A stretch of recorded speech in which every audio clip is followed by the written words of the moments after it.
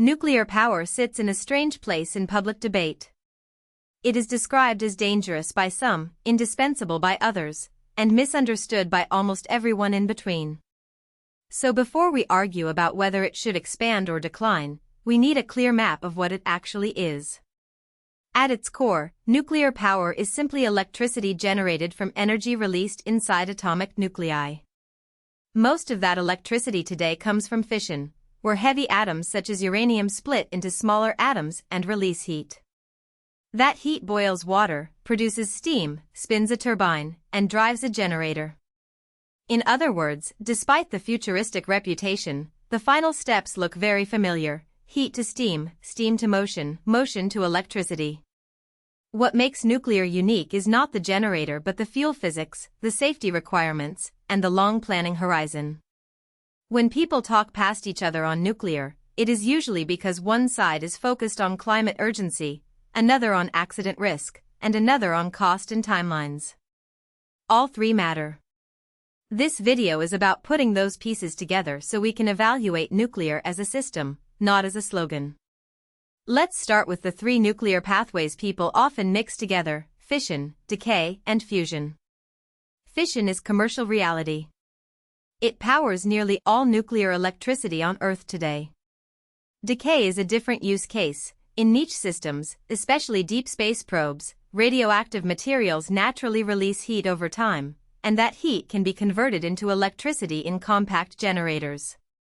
This is useful where sunlight is weak and maintenance is impossible, but it is not a grid-scale answer. Fusion is the long-promised frontier, where light atoms combine and release energy, similar to processes in stars. Fusion reactors have existed experimentally for decades, and progress is real, but commercial net power plants are still not here. So if we are discussing energy policy for the next 10 to 15 years, we are mostly discussing fission. That distinction matters because people often reject nuclear by citing fusion delays, or defend nuclear by invoking fusion breakthroughs that do not yet power cities. Honest analysis separates what exists now from what might exist later. Current grids cannot run on hope. They run on infrastructure that can deliver power hour after hour under real weather, demand, and economic constraints. Historically, nuclear power scaled quickly, then slowed sharply. Early commercial plants appeared in the 1950s. Installed global capacity crossed major thresholds in the late 20th century, with substantial expansion through the 1970s and 1980s. But growth did not stay smooth. High-profile accidents transformed public confidence and regulatory intensity. 3 Mile Island in 1979 did not create mass immediate casualties, but it deeply altered political trust in plant operators and oversight systems. Chernobyl in 1986 was far more catastrophic, with severe human and environmental consequences and global psychological impact. These events changed more than public opinion. They changed project economics, licensing timelines, emergency planning rules, and institutional culture. Nuclear became not just an engineering challenge but a governance challenge. Countries diverged after that. Some expanded cautiously, some froze programs, some phased out reactors, and some kept nuclear as a strategic backbone. The long memory of those accidents still shapes modern choices.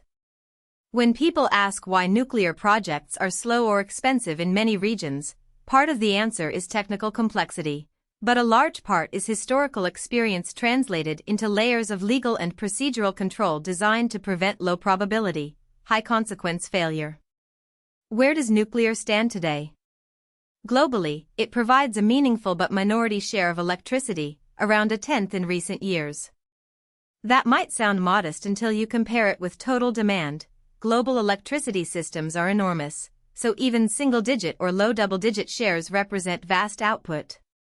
Nuclear is also one of the largest.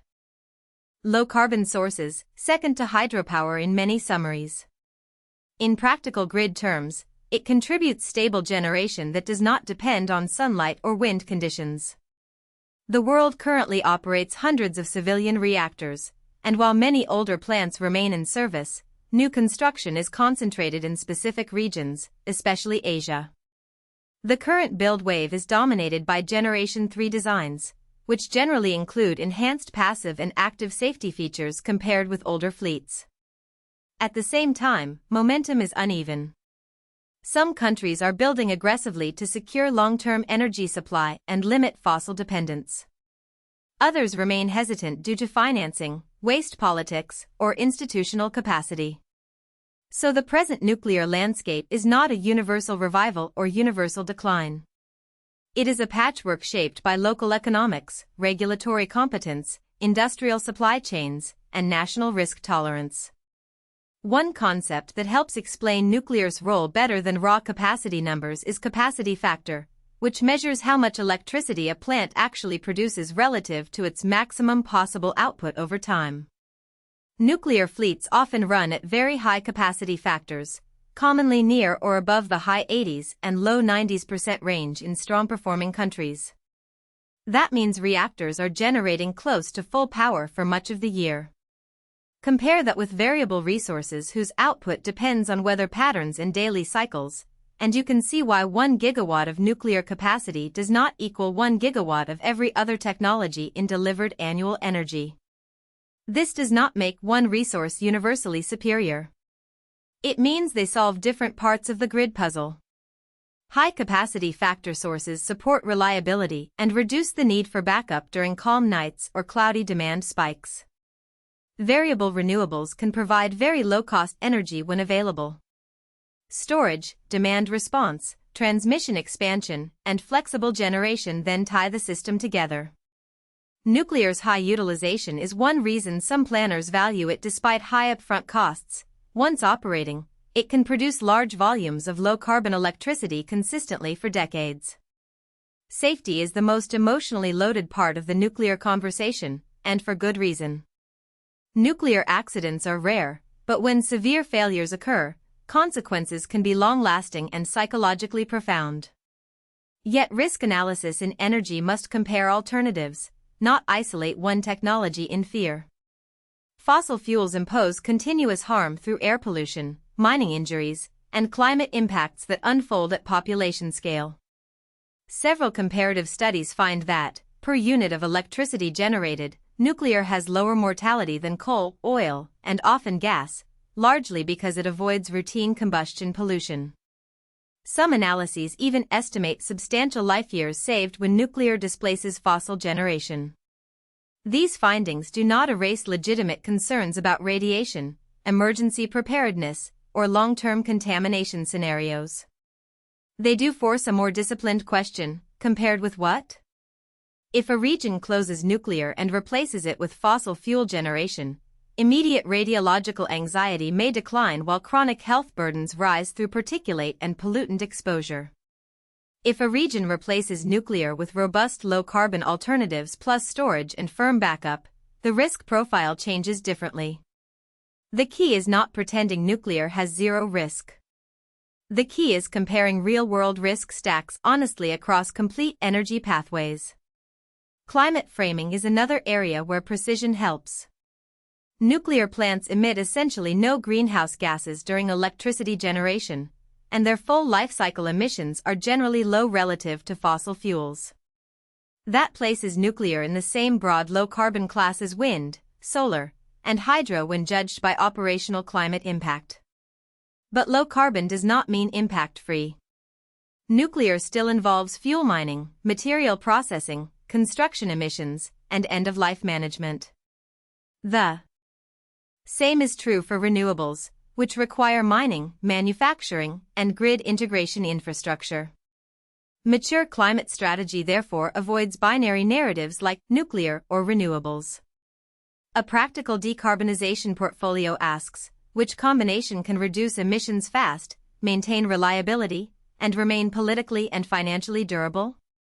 In some regions with strong hydro resources and interconnections, nuclear expansion may be less urgent. In others with coal-heavy grids, limited hydro, and rapidly growing demand, nuclear can provide firm low-carbon output that complements variable renewables. The climate clock does not care which technology wins an argument online. It responds to cumulative emissions in the atmosphere. That is why many energy analysts now evaluate nuclear less as an ideological symbol and more as a tool whose usefulness depends on local system constraints. Cost is where many nuclear debates turn hardest. Critics argue new nuclear is too expensive and too slow versus rapidly deployable alternatives like utility-scale solar, wind, and some storage combinations. Supporters respond that comparing headline construction cost per kilowatt can be misleading if it ignores lifespan, fuel stability, reliability value, and integration costs across the full system. Both sides have points.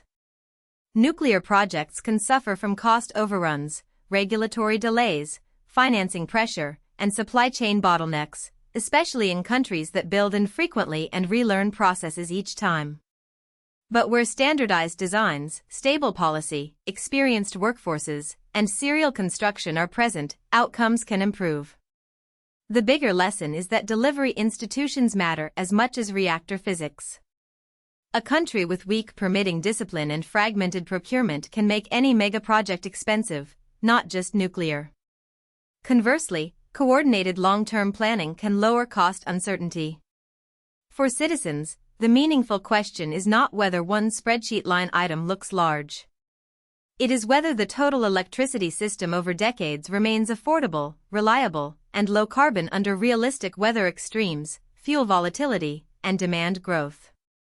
Nuclear economics should be judged in that system context, not in isolation. What about waste, the issue that often feels like nuclear's unresolved moral debt?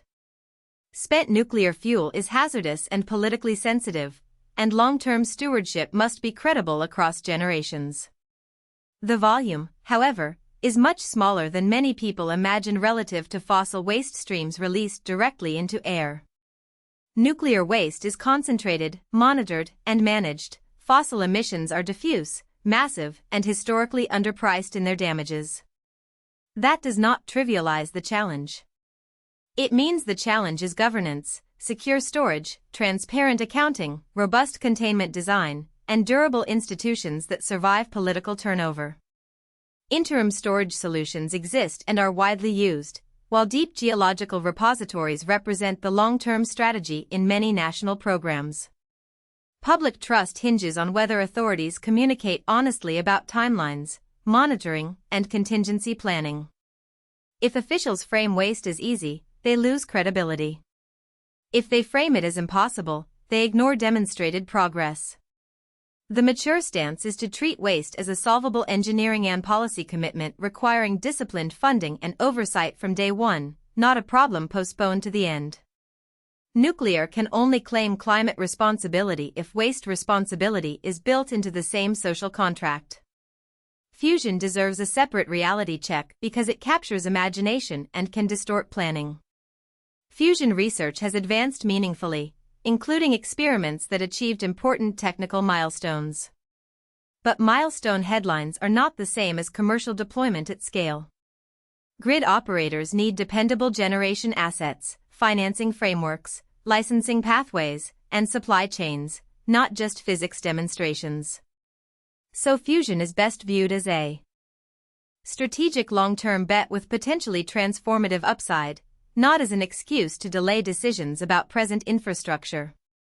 Meanwhile, fission continues to evolve through incremental improvements, life extensions in existing fleets, and new reactor designs that aim for better safety and constructability.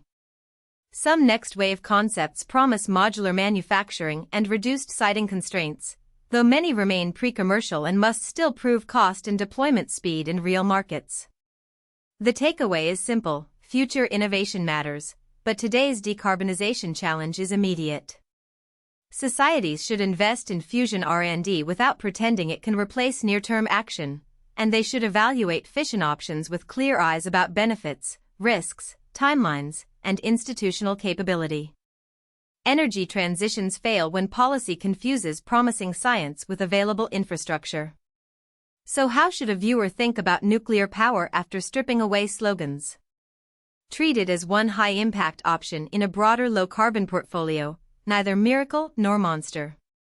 Its strengths are dense energy, high capacity factors, low operational carbon output, and potential to stabilize grids under deep decarbonization. Its challenges are capital intensity, long project lead times, waste stewardship obligations, and the social memory of severe accidents. Whether it makes sense in a specific country depends on local conditions, existing grid mix, demand growth, financing costs, industrial capability, regulatory quality, public trust, and strategic exposure to imported fuels. Good policy does not ask one technology to do everything. It builds resilient combinations that can survive shocks, from heat waves and cold snaps to geopolitical fuel disruptions. Nuclear may be central in some systems, supportive in others, and marginal where alternatives and geography align differently. But dismissing it by fear alone or promoting it by hype alone both produce weak decisions. The better standard is evidence, context, and long-term accountability. If we apply that standard consistently, nuclear power becomes easier to evaluate and harder to caricature. If you found this helpful, please like this video and subscribe for more explainers.